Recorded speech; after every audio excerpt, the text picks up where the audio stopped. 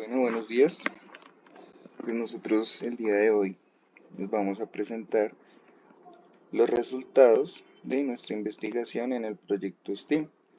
¿Listo? Pues recordemos que un proyecto STEAM hace referencia pues a un proyecto relacionado con la ciencia, la tecnología, la ingeniería y las matemáticas, por sus siglas en inglés. ¿Listo? Entonces en este caso pues nosotros lo enfocamos hacia la ciencia en un análisis genético de la enfermedad diabetes mellitus 1 o diabetes tipo 1 también llamada.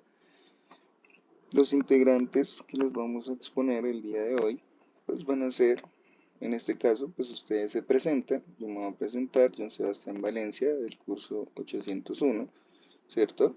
Pero pues ustedes dependiendo en el curso en el que se encuentren, ¿listo?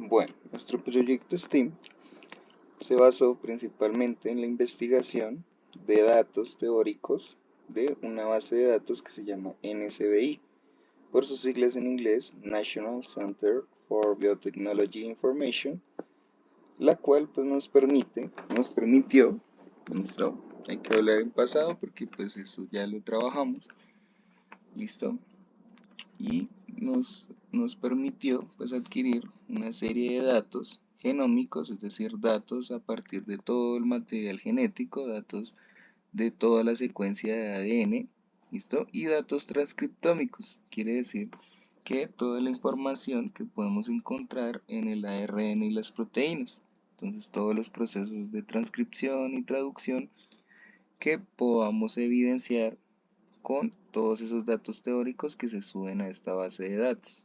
¿Listo? Entonces, encontramos también un análisis bioquímico, es decir, un análisis de todas las estructuras, de todas las enzimas, de todas las proteínas que intervienen en el proceso de regulación de diferentes enfermedades.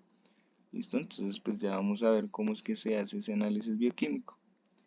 Por otro lado, encontramos una ciencia de datos que esta base de datos nos ofrece, lo cual básicamente es traducir toda esa información teórica, todos esos datos que tenemos secuenciados en nuestro material genético y convertirlos en unas gráficas, ¿listo? Unas gráficas y unas estadísticas que permiten organizar toda esta información para entender pues en mayor proporción cómo es que funciona esta enfermedad, a qué órganos está afectando, a qué tejidos, qué proteínas intervienen, qué genes intervienen, ¿listo? Y por otro lado tenemos los niveles de expresión, es decir, las proteínas, donde se expresan en mayor proporción las proteínas o los genes, que pues posteriormente ya les vamos a decir cuál fue el gen que estudiamos dependiendo pues la enfermedad a la cual estemos haciendo referencia. Es decir, esos niveles de expresión me van a decir si se expresa en mayor proporción ese gen, ya sea en el hígado, en el riñón, en el páncreas, en el intestino, en el estómago, dependiendo pues la enfermedad y el gen que estemos pues relacionando, el gen que hayamos buscado. ¿Listo? Que pues ya les vamos a decir posteriormente cuál es.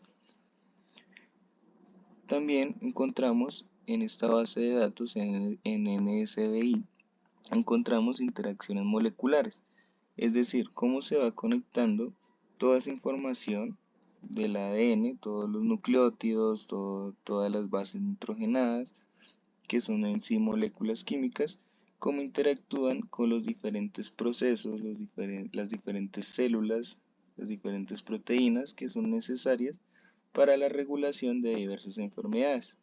¿Listo? Entonces aquí es donde se hace un análisis detallado de cómo funciona toda esa parte química, toda esa parte molecular dentro de nuestro cuerpo. ¿Listo?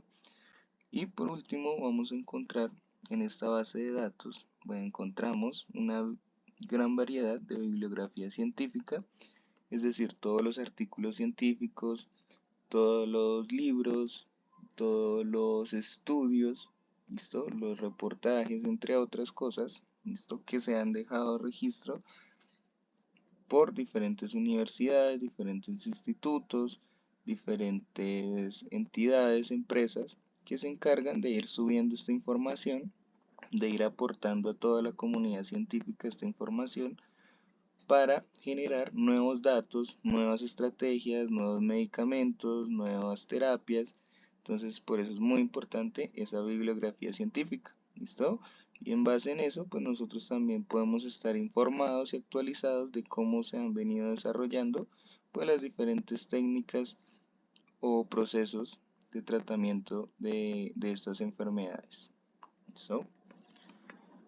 Bueno, ya entrados en materia, pues vamos a ver qué es la diabetes mellitus 1 o diabetes mellitus tipo 1.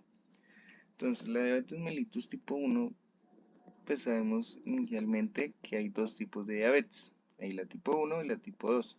La tipo 1 es meramente genética, es decir, que sus procesos de generación de células y de proteínas pues se van a dar a partir de una herencia genética. ¿Listo? Es decir, que las células germinales que aportan todo el material genético a las generaciones, a los hijos, a los nietos, a los bisnietos, pues son las que tienen guardada entre sí esa información de esta enfermedad. ¿Listo? Entonces esta enfermedad va a representar el 5 al 10% de los casos totales de diabetes. Es decir, que el restante, por lo general, se da por la diabetes mellitus 2, que la diabetes mellitus 2 pues ya es la que se adquiere por el estilo de vida, es más adquirida durante el proceso pues de metabolismo. ¿Listo? Entonces por la alimentación, por los hábitos alimenticios, si hace ejercicios y consume muchas grasas y demás. ¿Listo? Comúnmente es diagnosticada en niños, adolescentes y adultos jóvenes.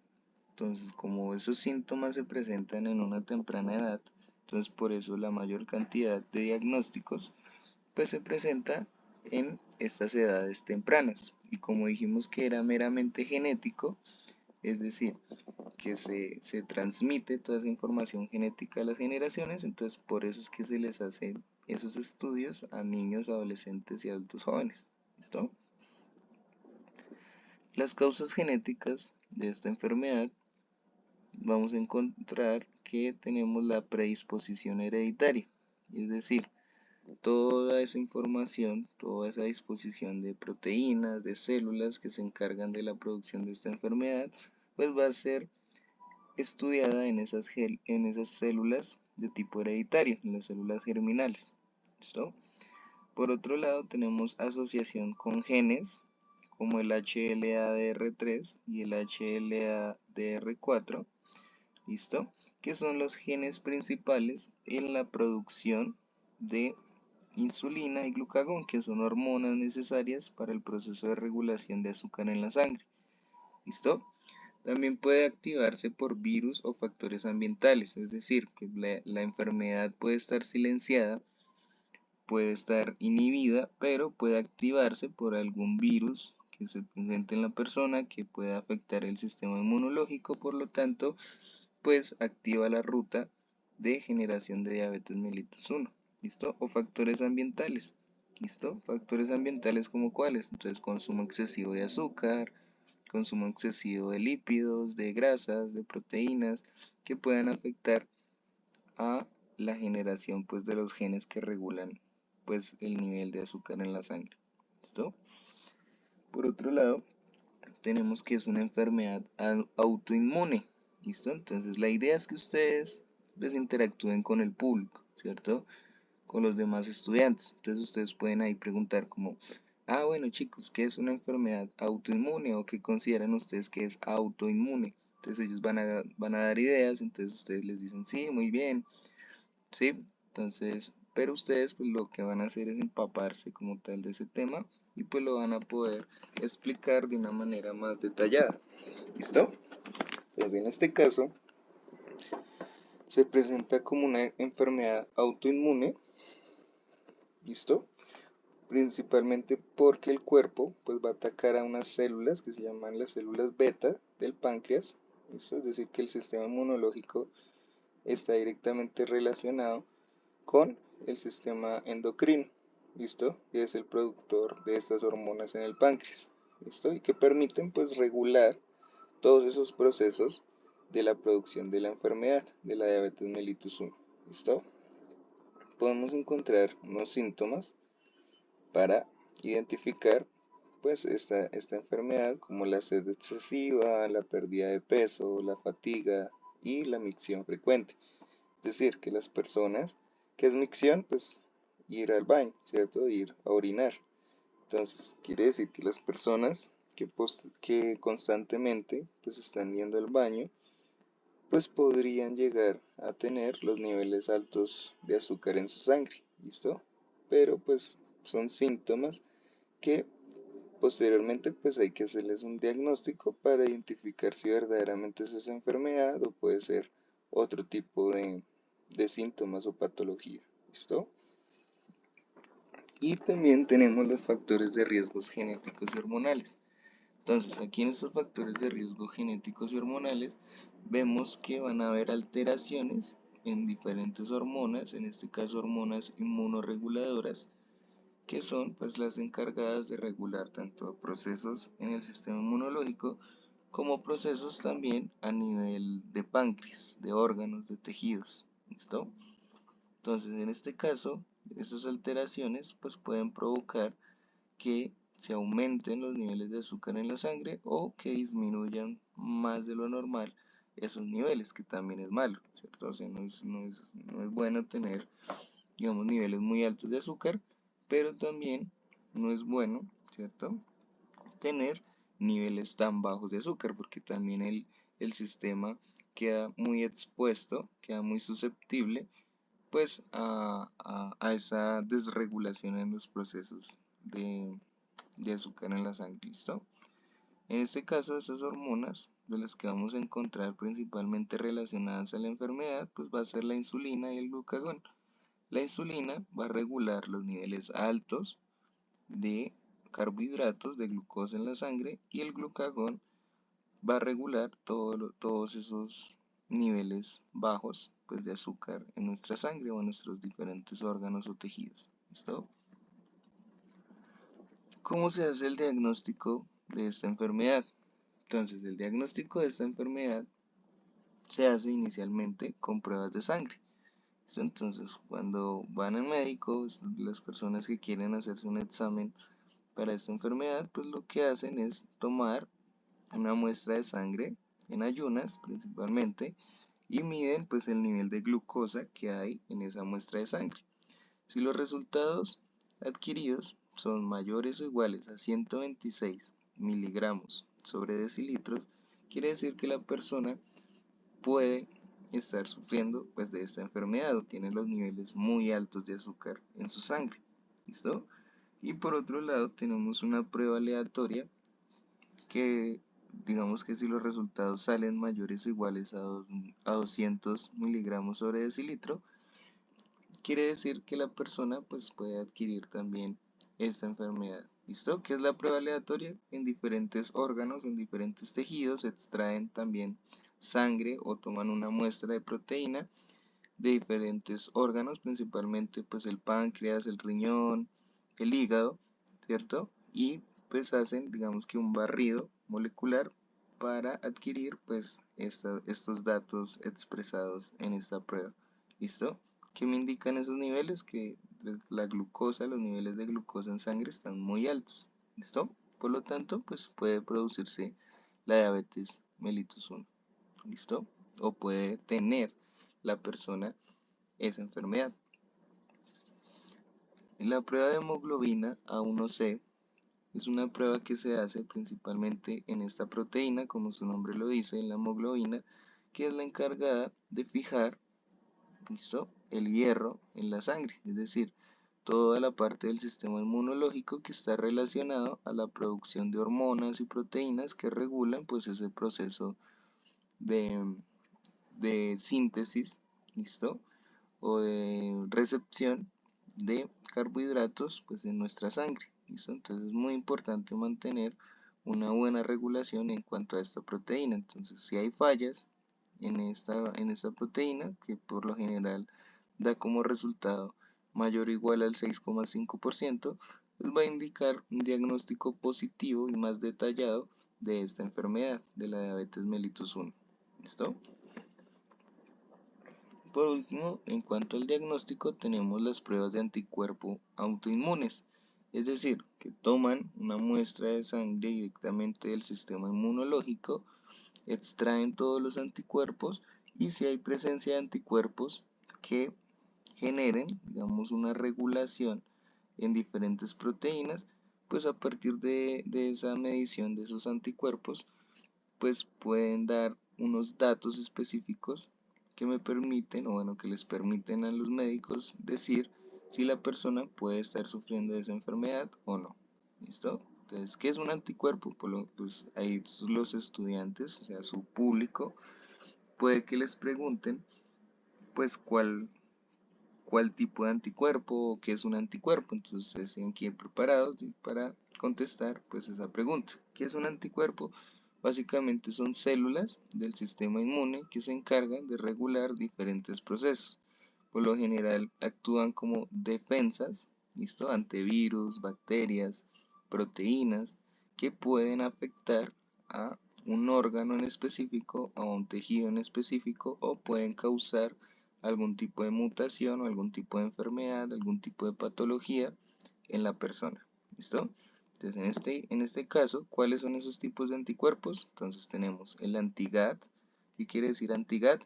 Que es un anticuerpo para la proteína GAT. ¿Listo? Esa proteína GAT se encarga de regular pues, los procesos de síntesis de diferentes proteínas. ¿Listo? Diferentes proteínas que permiten regular los procesos pues, de generación de azúcar, de exceso de carbohidratos en nuestra sangre. ¿Listo? Por otro lado, tenemos la IA2, que es una proteína encargada de la regulación hormonal, es decir, de todo el sistema endocrino. Entonces, si esta proteína se encarga de regular, ¿listo? Ese proceso, entonces un anticuerpo llega, toma esa señal y lo que hace es emitir, digamos, una información genética para que se pueda generar una prueba, digamos, en este caso puede arrojar unos datos específicos ante esa prueba. ¿Listo? O por último vamos a tener la insulina. ¿Qué es la insulina? Pues es la hormona que regula los niveles altos, ¿listo? De azúcar en nuestra sangre. Entonces, si hay anticuerpos en esa muestra de sangre que son específicos para insulina, pues la persona puede estar sufriendo de niveles altos de azúcar. Por lo tanto, puede estar sufriendo de diabetes mellitus 1. ¿Listo? Entonces, la idea es que ustedes pues interactúen con el público, ¿cierto? Estén haciéndoles preguntas, que ellos participen, que sea como dinámico, ¿listo? Que no sea como que ustedes memorizaron la información o simplemente mecanizaron pues lo que van a decir y ya, ¿cierto? Porque pues la conferencia se va a tornar muy tediosa, muy aburrida, ¿cierto? Y puede que ellos pues se les genere algún tipo de duda, de pregunta, entonces ustedes tienen que leer a fondo, tienen que preguntar, ¿cierto? Pues al docente también para orientar ese proceso, ¿listo? Entonces ustedes tienen que ir preparados en caso de que les hagan algún tipo de pregunta, ¿listo? Entonces ustedes ya saben más o menos cómo funciona el proceso, ya lo hemos visto también en clase. Entonces, pues la idea es que ustedes expongan esos resultados de manera dinámica y de manera pues muy detallada, ¿listo?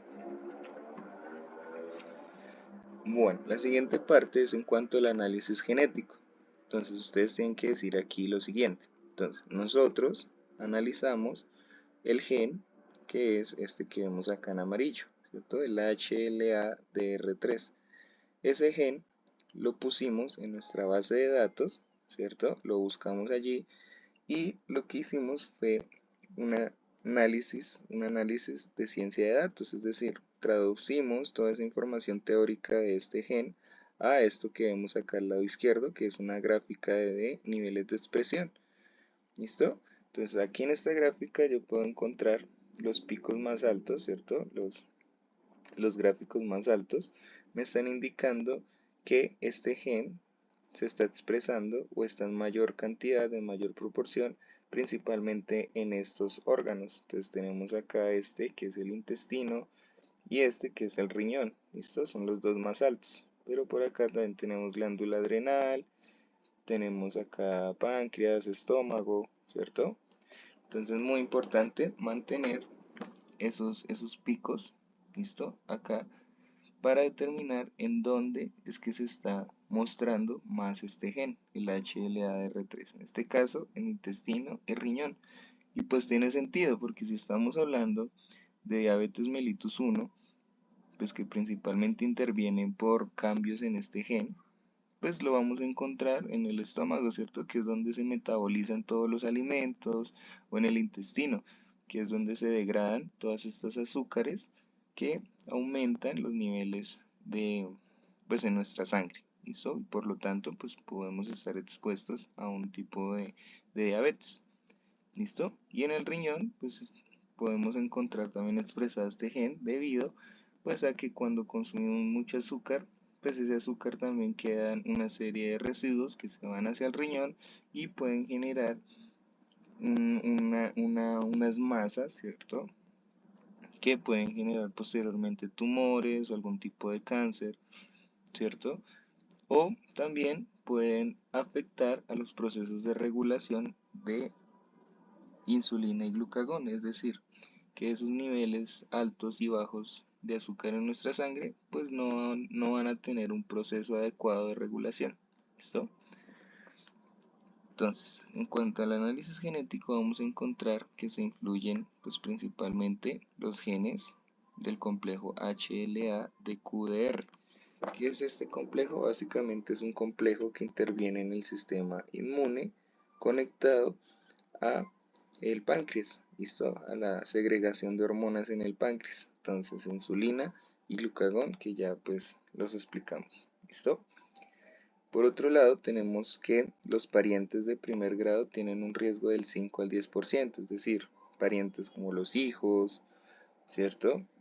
Incluso los nietos que son de segundo grado también pueden llegar a presentar este porcentaje. ¿Qué quiere decir del 5 al 10%? Que del 5 al 10% de toda la información genética de esta enfermedad se va a encontrar principalmente en las células germinales, es decir, las células que producen una herencia genética. ¿Listo? Entonces la idea es que ustedes aborden ese tema, lo expliquen, ¿listo? De la manera en la que yo les estoy comentando, ¿vale? Por otro lado, vamos a tener que algunas mutaciones de este gen, es decir, del HLA-DR3, pueden generar un aumento en la susceptibilidad pues, de estos procesos de regulación hormonal o de regulación del azúcar en la sangre, pero no causan directamente la enfermedad. Es decir, que alguna mutación, algún cambio en este gen puede provocar que las proteínas pues no funcionen adecuadamente, por lo tanto el sistema va a quedar expuesto a pues aumentar los niveles de azúcar en la sangre, pero no quiere decir que solamente mutando este gen ya voy a tener diabetes, ¿sí? O ya digamos que si no se me expresa este gen ya tengo diabetes de una vez, ¿sí? Directamente. No quiere decir eso, quiere decir que el sistema pues queda muy débil, queda expuesto a pues los procesos de regulación necesarios para que no se aumenten esos niveles de azúcar ni se disminuyan fuera de lo normal. Por último, tenemos el tratamiento. Entonces en el tratamiento tenemos terapia con insulina, que es esencial para sobrevivir. Entonces aquí obviamente pueden ustedes relacionarlo hacia el público como, bueno, sí, la hormona, que es la insulina, que las podemos encontrar en las droguerías o en los centros médicos, ¿listo? O cuando las personas que sufren de esta enfermedad van a la EPS, pues les recetan cierta cantidad pues de insulina que principalmente pues se inyecta, ¿listo? O también pues se consume de manera oral. Y cómo va a ser la dosis, pues van a tener varias dosis al día o también pueden generar, digamos, una bomba de insulina, que también pues es parte del tratamiento en casos ya más delicados, que son bombas específicas para disminuir pues los niveles de azúcar en nuestra sangre, ¿listo? Y pues que no hay que estarlas tomando o aplicando en diferentes horarios del día, sino que pues ya viene programada, digamos, para todo un día o para toda una semana. ¿Listo? Por otro lado, tenemos un monitoreo constante. Entonces, ese monitoreo constante es estar pues yendo al médico, ¿cierto? Tomándose pues, diferentes exámenes para determinar si el tratamiento está funcionando o no, ¿sí? Porque de nada sirve, digamos, que la persona, pues, ya que tenga un diagnóstico y un tratamiento, pues, que tenga pues los niveles más altos que el primer control o el primer monitoreo, pues no estaría beneficiando a la persona, si al contrario, pues lo estaría afectando más. ¿Listo? Entonces la idea es que vayan disminuyendo, disminuyendo y pues en base a ese monitoreo constante.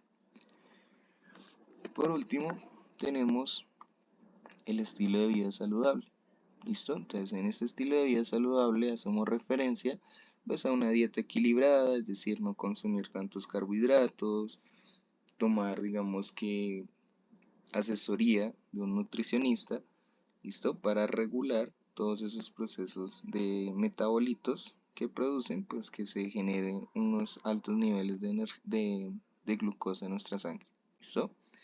El ejercicio regular y también la educación sobre la enfermedad, es decir, estar informados sobre los diversos tratamientos, las diversas técnicas que han hecho los médicos, ¿cierto? O que han investigado los científicos para tratar esta enfermedad, ¿listo? Entonces estar muy informados de qué procesos, de qué medicamentos, ¿cierto? Se han venido desarrollando para el tratamiento de esta enfermedad. En caso de que la persona pueda generar algún tipo de alergia, entonces buscar también alternativas frente pues al tratamiento que está tomando inicialmente, ¿listo? Y comentarlo pues siempre con el especialista en esta área, ¿listo? Entonces chicos, la idea es que ustedes expongan, ¿listo? Todo este proyecto pues de manera sintetizada, agradable, ¿listo? También pues, de manera como didáctica, que ustedes interactúen también con su público, que expongan pues también mirándolos a ellos, ¿sí? Que no se preste digamos para desorden, algún digamos tipo de comentarios.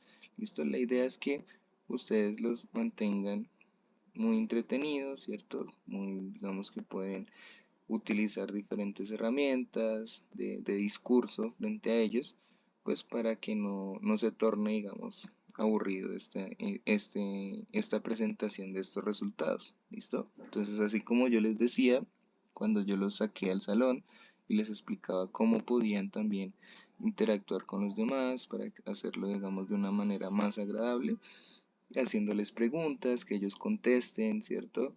Y ustedes diciéndoles muy bien, ¿cierto? O quizás no es así, pero mira, es buen aporte, ¿listo? La idea es que ellos también se sientan motivados con estos temas, ¿listo? Y ellos también pueden generar como esa capacidad de curiosidad, de investigación, ¿listo? Que pues ustedes han generado durante este primer semestre, ¿listo? Entonces ahí les dejo toda la información, chicos. Cualquier cosa, pues la semana que viene, pues vamos a estar ensayando en el laboratorio o en los salones, ¿listo? Para que el día de la ciencia, pues ya todo nos salga súper bien, ¿listo? Entonces hasta luego, chicos, muchísimas gracias. Y yo también les voy a preguntar algunas preguntitas que ustedes pueden hacer, ¿listo? Información que pueden ampliar también para su discurso, ¿listo? La idea es que ustedes también tengan una mente abierta, ¿cierto? Una mente curiosa y pues vayan más a fondo sobre lo que yo les estoy hablando acá, pues para que se eviten de pronto que los corchen o que les hagan una pregunta y ustedes no la sepan contestar. ¿Listo? Igual cualquier cosa estoy ahí pendiente, cualquier duda, cualquier inquietud que se pueda presentar. ¿Listo? Chao chicos.